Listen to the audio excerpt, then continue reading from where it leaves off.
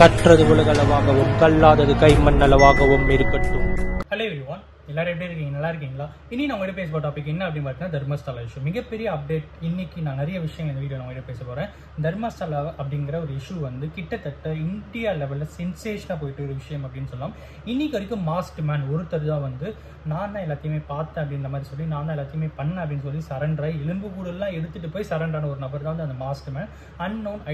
Unidentified man அப்படின்னே சொல்லலாம்.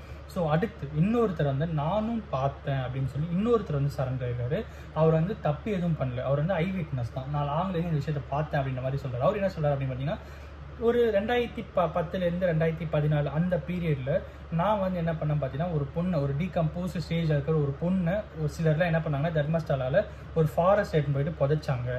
அது நான் என் கண்ணால் பார்த்தேன். அந்த பொண்ணுக்கு வயசு கிட்டத்தட்ட 12 வயசு இருக்கும் அப்படின்ற மாதிரியும் RTI தகவல் அறியும் உரிமை சட்டத்தின் கீழ் வந்து அந்த பர்டிகுலர் இயர்ஸில் யாரெல்லாம் மிஸ்டு பர்சன்ஸாக இருக்காங்க, கேஸ் ஃபைல் பண்ணியிருக்காங்க, இறந்து போனவங்க, அன்ஐடென்டிஃபைடாக மர்மமான முறையில் இறந்தவங்க, அது மாதிரி லிஸ்ட்டெல்லாம் எடுக்கலான்னு சொல்லிட்டு RTIயில் அப்ளை பண்ணி கேட்கும்போது அந்த நேரத்தில் ஒரு மிகப்பெரிய ஷாக்காக எனக்கு வந்த விஷயம், அந்த பர்டிகுலர் பீரியடோடைய டேட்டா எல்லாமே டெலீட் ஆகிடுச்சு அப்படின்னும் எங்ககிட்ட ஒரு சர்க்குலர் இருக்குது. அந்த சர்க்குலர் படி எங்கள் டேட்டா டெலீட் பண்ண சொல்லியிருந்தாங்க. அதனால் நாங்கள் பண்ணிட்டோம் அப்படின்ற தகவல் தான் RTIயில் எனக்கு வந்ததே தவிர அந்த டீட்டெயில்ஸ் எதுவுமே எனக்கு வரல. ஆன்லைனில் எல்லாத்தையுமே பதிவிறக்கம் செய்கிற இந்த காலகட்டத்தில் எப்படி நீங்கள் டேட்டாவை டெலீட் பண்ணுவீங்க அப்படிங்கிற கொஷின்ஸுமே அவர் வந்து எடுத்து வைக்கிறாரு.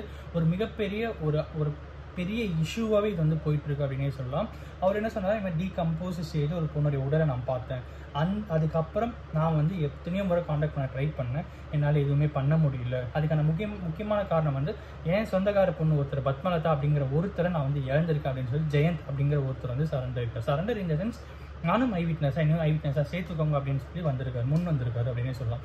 ஸோ அதுக்கடுத்து என்ன ஆகுது அப்படின்னு பார்த்தீங்கன்னா, இந்த அன்ஐடென்டிஃபைடு மாஸ்ட் மேன் இருக்காரு பார்த்தீங்களா. ஸோ அவருக்கு வந்து ஒரு திருட்டனி யார்கிட்டேருந்து அப்படின்னு பார்த்தீங்கன்னா, பிரணாப் மொஹந்தி அவர் தான் வந்து இந்த டீமுடைய டிஐஜி, அந்த SIT டீமுடைய டிஐஜி அவர் தான்.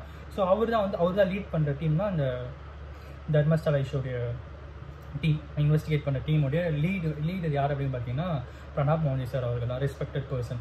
ஸோ அவரோட டீமில் இருக்கிற ஒரு நபர் அவர் என்ன பண்ணுறாரு அப்படின்னு பார்த்தீங்கன்னா, அந்த மாஸ்ட் மேனை கூப்பிட்டு மிரட்டி, இந்த மாதிரி இங்கே பாரு, நீ வந்து அந்த கேஸ்லேருந்து வெளியே போயிடு, நீ எனக்கு ஒரு வாக்குமூலம் கொடுக்கணும். அந்த வாக்குமூலம் என்ன அப்படின்னு பார்த்தா, நான் வந்து இந்த மாதிரி எலும்பு கூடுகள்லாம் எடுத்துகிட்டு வந்து சரண்டாயிருந்தேன். அந்த எலும்பு கூடுகள்லாம் வேறு இடத்துலேருந்து எடுத்துகிட்டு வந்த எலும்பு கூடுகள், அதுக்கும் இந்த தர்மஸ்தலா இஷ்யூக்கும் எந்த ஒரு சம்மந்தமும் இல்லை அப்படிங்கிற மாதிரி எனக்கு வந்து ஒரு வீடியோவில் எனக்கு ரெக்கார்டிங் கொடு.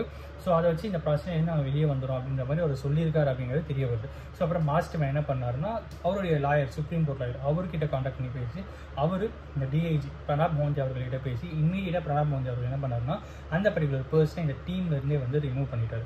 ஸோ இவ்வளோ பெரிய விஷயமும் இப்போ August 1 இன்னைக்கு டேட்டுக்குள்ளே நடந்த ஒரு விஷயம் அப்படின்னே சொல்லலாம். ஸோ அதுக்கடுத்து என்ன ஆகுது அப்படின்னு பார்த்தீங்கன்னா, இந்த கேஸில் பிரணாப் மோஹந்தி அவர்கள் வந்து இதுலேருந்து விடுவிச்சு வேற ஒருத்தரை போடுற மாதிரி சில டாக்ஸ்லாம் வந்து போயிட்டுருக்கு அப்படின்ட்டு வந்து இன்டர்நெட்டில் அங்கே ஸ்பெகுலேட் ஆகிருக்கிற ஒரு விஷயமா இருக்குது.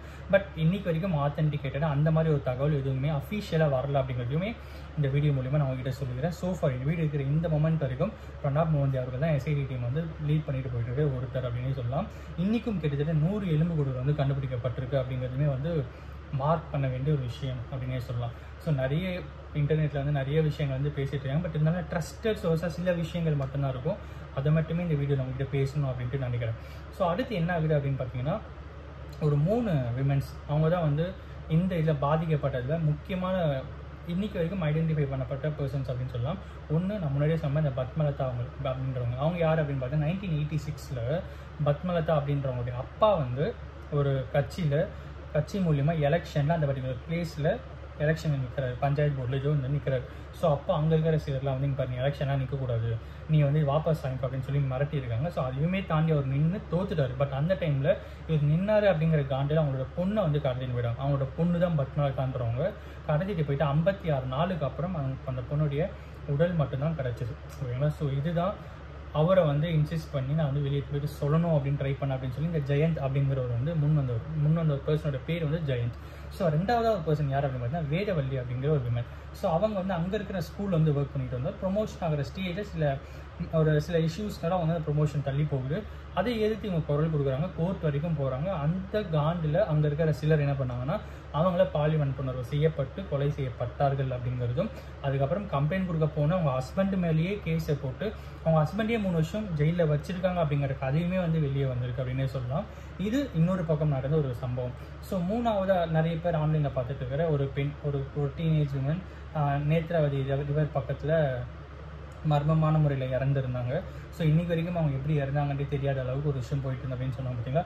அது ஸோ இங்கே 3 பேரோட விஷயம்தான், 3 பேருடைய ஆவி இன்னுமே அந்த இடத்துல சுற்றின்னு இருக்கு அப்படின்னு அங்கே இருக்கிற நிறைய பேர் சொல்கிறாங்க அப்படிங்கிறதுமே வந்து தெரிய வருது.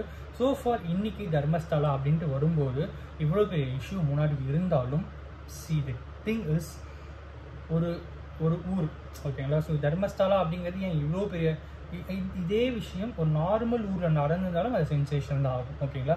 ஸோ இதன் அடிப்படையில் ரிலீஜியஸ் ஆயம் பூசுறது, அதுக்கப்புறம் வந்து சில கும்பல் வந்து இன்னொரு கும்பல் அட்டாக் பண்ணுறது, அப்புறம் வந்து இன்னொரு டீம், ஒரு A team B team attack பண்ணுறது, B team A team attack பண்ணுறது. ஸோ இந்த மாதிரி விஷயங்கள்லாம் தவிர்த்துட்டு இங்கே சில உயிர்கள் போயிருக்கு. அந்த உயிர்கள் போனதுக்கான ரீசன் என்ன அப்படிங்கிறது கவர்மெண்ட் தரப்பு ஒரு பக்கம் என்ன சொல்கிறாங்க, எஸ்ஐடி ஒரு பக்கம் என்ன இன்வெஸ்டிகேட் பண்ணுறாங்க அப்படிங்கிறதுலாம் தெரிஞ்சால் தான் நல்லாயிருக்கும்.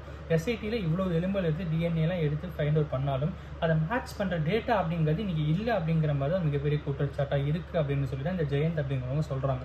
ஸோ இதை எஸ்ஐடி டீம் எப்படி சேலஞ்ச் பண்ணி இந்த கேஸை முடிப்பாங்க அப்படிங்கிறது நீங்கள் வெயிட் பண்ணி தான் பார்க்கணும். அண்ட் அஃப்கோர்ஸ் எல்லாத்துக்கும் மேலே இன்றைக்கி வரைக்கும் தர்மஸ்தலாவில் ஒரு 100 எலும்புகள் வரைக்கும் திருப்பியும் கண்டுபிடிச்சிருக்காங்க அப்படிங்கிறது நமக்கு தெரிய வந்திருக்கு. ஸோ ஃபார் இன்னியோட அப்டேட் இதுதான் அப்படிங்கிறத சொல்லி இந்த வீடியோ நான் முடிக்கணும் அப்படின்னு இந்த வீடியோ யாரா ஒருத்தருக்கு நாலேஜ் இருக்காருன்னு சொல்லி நான் நம்புகிறேன். Thank you so much.